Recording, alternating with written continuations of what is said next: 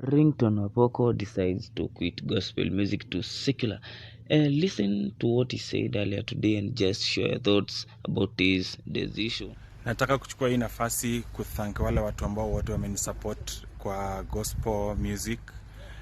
Hii nimekuwa nikiimba for this time na sasa imefika mwisho. Nimeamua nianze kuimba ma love songs. So naomba muendelee kunisupport. Na wale wasanii ambao wanaimba ma love songs, naomba msinione kama competition, msifeel threatened. To work pamoja ndio tuweze kufikisha muziki mahali inafaa kufika. So bye bye gospel industry.